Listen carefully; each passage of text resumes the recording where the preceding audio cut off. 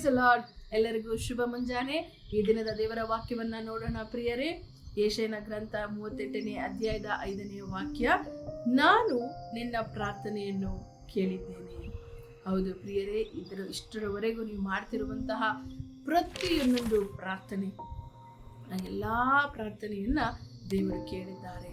ನಾವು ದೇವರ ವಾಕ್ಯದಲ್ಲಿ ನೋಡ್ತೇವೆ, ನಮ್ಮ ದೇವರು ಯಾರಾಗಿದ್ದಾರೆ ಅಂದರೆ ನಮ್ಮ ಮನಸ್ಸಿನ ಆಳದಲ್ಲಿ ಇರುವಂತಹ ಕಾರ್ಯಗಳನ್ನು ಆತನು ತಿಳಿದವನಾಗಿದ್ದಾನೆ.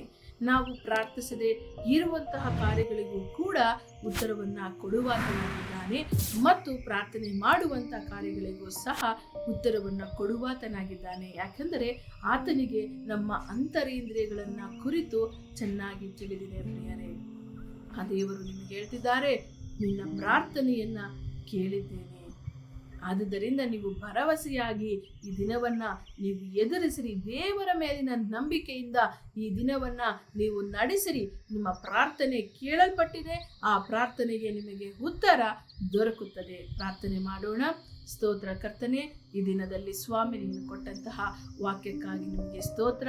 ಇದುವರೆಗೂ ನಾವು ಮಾಡಿದಂತಹ ಎಲ್ಲಾ ಪ್ರಾರ್ಥನೆಯನ್ನು ನೀವು ಕೇಳಿದ್ದೀರಿ ಅಪ್ಪ. ಅದಕ್ಕಾಗಿ ಸ್ತೋತ್ರ ಮಾಡುತ್ತಾ, ಇದುವರೆಗೂ ನಾವೆಲ್ಲರೂ ಸೇರಿ ಮಾಡಿರುವಂತಹ ಪ್ರತಿಯೊಂದೊಂದು ಪ್ರಾರ್ಥನೆಗಳು ಕರ್ತನೆ, ಮಾಡಿಲ್ಲದೆ ಇರುವಂತಹ ಪ್ರಾರ್ಥನೆಗಳನ್ನು ಕೂಡ, ಮನಸ್ಸಿನ ಆಳದಲ್ಲಿ ಇರುವಂತಹ ಪ್ರಾರ್ಥನೆಯನ್ನ ಕೂಡ ನೀವು ಕೇಳಿದ್ದೀರಿ ಕರ್ತನೆ. ಅದಕ್ಕೆ ತಕ್ಕ ಉತ್ತರವನ್ನ ತಕ್ಕ ಸಮಯದಲ್ಲಿ ಕೊಡಬೇಕಾಗಿ ಯೇಸು ಕ್ರಿಸ್ತನ ನಾಮದಲ್ಲಿ ಪ್ರಾರ್ಥಿಸಿ ಬೇಡಿ ಹೊಂದಿದ್ದೇವೆ ಕರ್ತನೆ. ಆಮೆನ್.